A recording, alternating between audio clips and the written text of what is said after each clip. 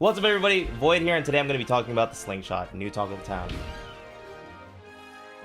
Now Slingshots 1 give everybody a new movement tool, and 2 grant your characters a lot of hurtbox shifting capabilities. Now these two things make it such that your pressure options and your combo routes get leveled up a significant amount. Now this combined with a lot of the other tech that Smash Ultimate has to provide has given a lot of players consistent ways to combat air drift and momentum issues just inside the game. Isn't that sick? At this point, I'm going to assume that you've seen the GimR tech video already, and if not, please take the time to watch it, as 1, it's a great piece of content, and 2, we're going to be moving fast through the execution, so it'll help you out to watch this video. Now let's get into the basics. The Slingshot has 3 core subcategories: the Flick Shot, the Hold Shot, and the Full Shot. Each of these fulfill specific purposes, which we'll review in the application section. However, it's important to know that they all start from inputting dash in one direction, and then you press down and back in the opposite direction, and then you press jump. Flick Shot will propel you forward or backwards depending on which direction you're going. One of the most important aspects of the tech is, honestly, the capability to buffer the key inputs prior to the jump. Having 7 frames to buffer the dash so you can just time your jump makes you perform pretty much frame perfect stuff otherwise. Keep in mind that the earliest you can perform the jump on forward dash is frame 2, and for back dash it's frame 3. The second major benefit of this movement is the initial hurtbox shifting that occurs at the beginning due to characters turning animation, shifting planes, or being overall smaller. It makes it to where some characters' slingshot is a lot better than their dash back with certain variations of the slingshot, and that can lead into another pressure situation.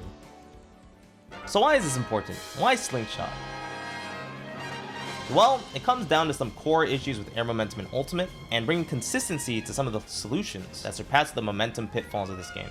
In Smash Ultimate, when you hold the C-stick to any angle, it overlaps the directional input for 3 frames, which includes the first frame characters are airborne.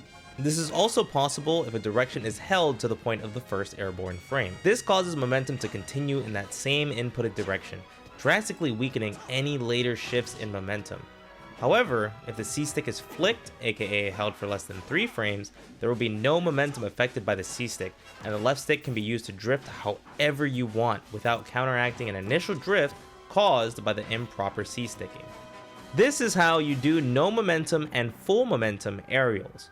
From there, you can either drift backwards or forwards with full momentum, or you can input no drift to be stationary. Full momentum nair follows these laws as well. Pressing jump, then nair, then a direction 1 frame after allows for nairs with full drift. While frame tight, the rhythm is fairly simple to pick up. Full momentum nairs are necessary to advancing some characters' out of shield punish games such as Roy, Chrom, and Marth. This goes deeper as you can use the ground momentum to shift a character one direction while immediately buffering your aerial momentum in another direction. This is the concept behind not only slingshot but proper retreating or advancing and non-momentum aerials. Think of like Smash 4 air control. Understanding this concept at its core is vital for new advancements in momentum techniques in Smash Ultimate. Interestingly enough though, there is one exception to slingshot and standard aerial momentum rules, and those lie with the infamous R.O.B. R.O.B is not only big, but R.O.B is the only character in the game that does not retain momentum from his ground dash into his jumps. Because of this, R.O.B is the only character that cannot do slingshots in the traditional sense. He can, however, pivot dash and subsequently drift in either direction with no initial counter drift. This allows him to mimic flick, hold, and even full shots with similar inputs. Applications. Flick Shot. The Flick Shot allows full drift temporarily to fade back aerials or move into your mid or long range threat zone safely. Flick Shot can be used to advance with the threat of reverse aerials at high speed. The 2 main stats that Flick Shot abuse are initial dash speed and max airspeed. This will determine how far a character will travel in their Flick Shot. You can use this to cover rolls with a falling aerial and unique specials.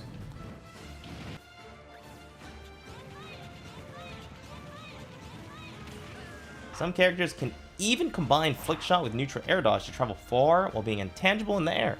This can be useful for claiming stage control or using it while your opponent approaches you with hitboxes. If your character has the range, they can also whiff punish out of shield options.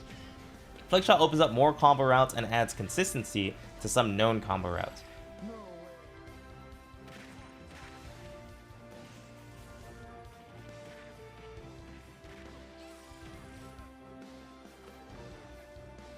You can go for side switch combos to extend combos,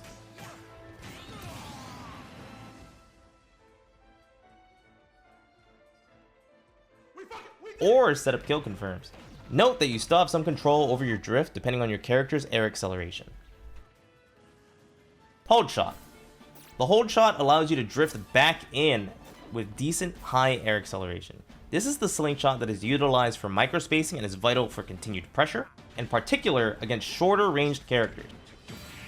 Initial dashes once again have importance, but the biggest difference from the flick shot is the importance of air acceleration, since you will compete against your ground acceleration in the opposite direction. This works as an aerial shimmy, a shimmy being a term from traditional fighters, to micro walk backwards to bait a reversal and weave back in for the immediate punish. Holdshot's capacity to move very little from that initial jump position allows for bear pressure or bear combo extension, which do not overextend in the event of a mistiming or delay. Often, back air combos tend to utilize a drift that propels the character continually forward, so whiffs become extremely punishable in these situations. A Holdshot drifts enough initially to combo while reverting the character back to the initial position. Lastly, we have the Fullshot, which has the same effect as the Holdshot but to a greater scale of the reverse drift, due to switching from down back into completely back while airborne. This allows for full reversal drift to compete with your initial ground drift immediately. Depending on the character, the Fullshot may look like another character's Holdshot. Understanding your character's air acceleration will be key in discerning which one to use in pressure situations. Some characters with their full aerial speed can set up insane cross-ups. Other characters will simply gain the benefits a standard Holdshot would from their Fullshot. Full momentum aerials. Full momentum aerials are immensely important for characters who have strong nair and up air combo tools. Having momentum can easily be the difference between a simple nair out of shield or a full punish due to the positioning given by the drift. Airspeed is important here versus air acceleration, as the character is entering high airspeed from the initial jump and continuing that momentum. Aerials with tipper or sweet spot mechanics can utilize this to maximize proper spacing. No forced drift aerials, no momentum aerials. Forced drift is something that plagues many players. Utilizing no momentum aerials allows greater control over your airborne movement on your aerials because of the lack of a competing drift. This translates to fares that do not drift forward, fares that drift backwards at high speeds, and more. This allows control more similar to previous Smash games and is key for quality neutral and certain combo routes. All in all, Slingshot is a combination of a lot of tech regarding momentum in Smash Bros. Ultimate. With this video, we want to give everybody not only a greater understanding of slingshots, but a greater understanding of how momentum works in Smash Ultimate. It's a pretty big deal. Honestly, knowing all of this stuff is vital to having fluid offense, greater defense, and all in all, refining your gameplay. Thanks for watching. Please feel free to like, comment, and subscribe. And check out all of the other lab rats and creators who continue to push this game forward to what it could be. But for now, class dismissed.